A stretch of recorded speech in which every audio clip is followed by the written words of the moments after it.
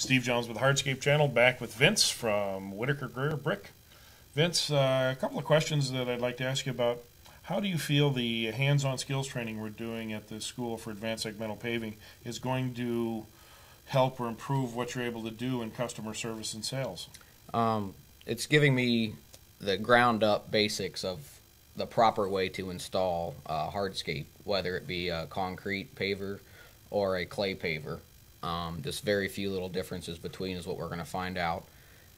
That way, if somebody calls me and they have a question on how to install, I will be able to give them a step-by-step and even refer them to a website so they can get other information that was brought to my attention when I was at the class.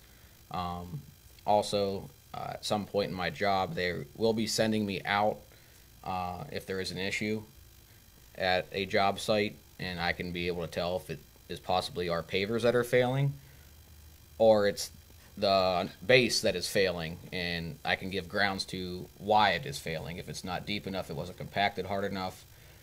So are we doing a good job here at the school of increasing your awareness and your confidence level in what you're going to be looking at? Yes, very much. In the summer times, before I became the position I was, I'd have off because I was a teacher, and I would take those 3 months and work for a local landscaping business, and I would install hardscapes, patios, and some retaining walls.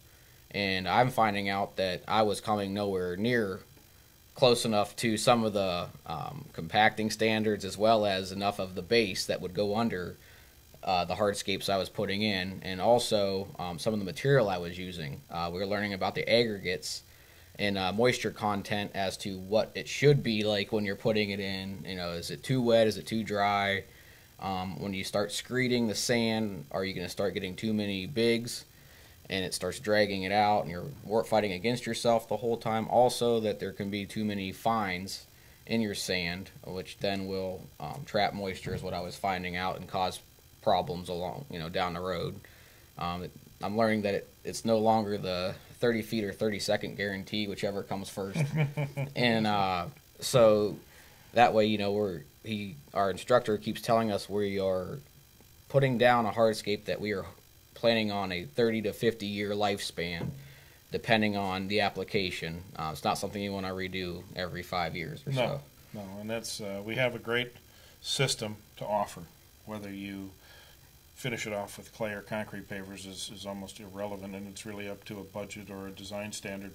And it's everyone here. You've run into some people, a lot of new people. Yes. You've met every one of them is passionate about what we do. Otherwise, they wouldn't be here. Correct. Yeah.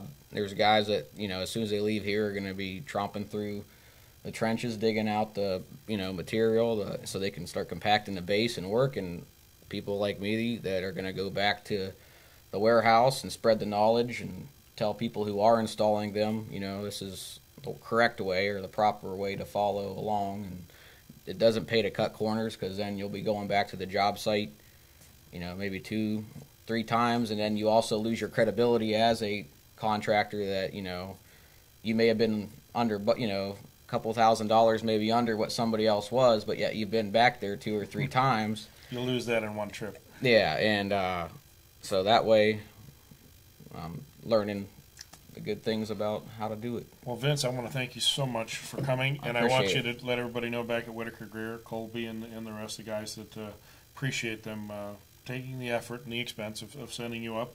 And I hope your takeaway from this is helps you in your career with Whitacre Greer. I'm sure it will. All right, thank you.